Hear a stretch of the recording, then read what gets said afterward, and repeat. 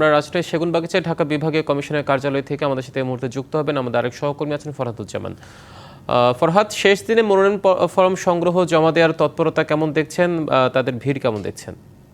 আজকেই মনোনয়নপত্র জমা এবং উত্তোলনের শেষ সময় সকাল থেকেই বিভিন্ন প্রার্থীরা মনোনয়নপত্র জমা দেওয়ার জন্য ভিড় করছেন। আমরা দেখেছি ইতিমধ্যেই কিন্তু বিএনপি, জামাত সহ অন্যান্য বিভিন্ন যারা রাজনৈতিক দল আছে তারা কিন্তু ইতিমধ্যে মনোনয়নপত্র জমা দেওয়ার জন্য এসেছেন। অনেকেই এরই মধ্যে জমা দিয়ে গেছেন। আপনি জানেন যে আজকে সকালে কিন্তু বিএনপির ভারপ্রাপ্ত চেয়ারম্যান তারেক রহমানের পক্ষ থেকে ঢাকা 17 আসনের পক্ষ থেকে কিন্তু মনোনয়নপত্র জমা দিয়েছে বিএনপির একটি 5 সদস্যের প্রতিনিধি দল, এবং তারা দেওয়ার পরে কিন্তু তারা প্রত্যেকে ব্যক্ত করেছেন, তারা বলছেন যে তারেক রহমান কে সবাই ভোট দেবেন এবং ভোটের মাধ্যমে তিনি নতুন এবং ফিরে আসা গ্রাহকদের জন্য নগদে চলছে ক্যাশব্যাক সহ প্রতিদিন হাজারো উপহার জেতার সুযোগ। হবে আশা আর ফেরা, সারপ্রাইজ সেরা।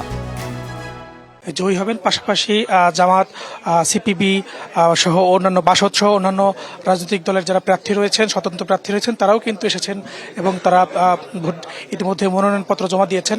কিছুক্ষণ আগে রিটার্নিং কর্মকর্তা কথা বলেছেন, তিনিও কিন্তু জানিয়েছিলেন যে কোনো ধরনের আচরণবিধি এখন পর্যন্ত তারা ভঙ্গ করেছে এমন কোনো তথ্য তারা পায়নি। পাশাপাশি নিরাপত্তার ঝুঁকি আছে বলে তারা মনে করেন এবং আচরণবিধি মেনে চলার জন্য তিনি যারা প্রার্থী রয়েছেন তাদের প্রতি আহ্বান জানিয়েছেন এবং যারা আচরণবিধি লঙ্ঘন করবে তাদের কিন্তু শাস্তির আওতায় নিয়ে আসবে এমনটাও কিন্তু জানিয়েছেন। এবং সকাল থেকে আমরা দেখতে পাচ্ছি প্রার্থীদের মধ্যে একটা আগ্রহ ছিল, ব্যাপক উৎসাহ উদ্দীপনা ছিল। তো এখন পর্যন্ত আমার কাছে সেগুনবাগিচা থেকে এই ছিল সর্বশেষ তথ্য। ধন্যবাদ আপনাকে আমাদের সাথে যুক্ত হওয়ার জন্য।